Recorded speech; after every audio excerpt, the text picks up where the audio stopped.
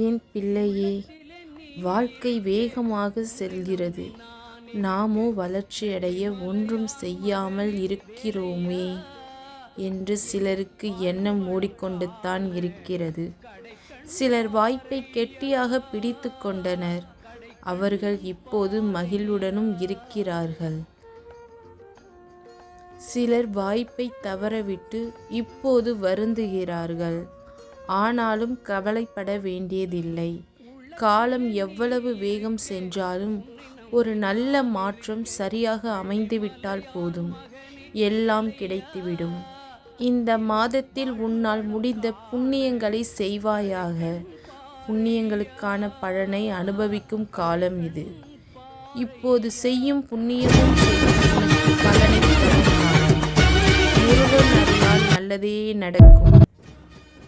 ஒரு சரியான மாற்றம் கிடைக்கும். இது உன் முருகன் வாக்கு.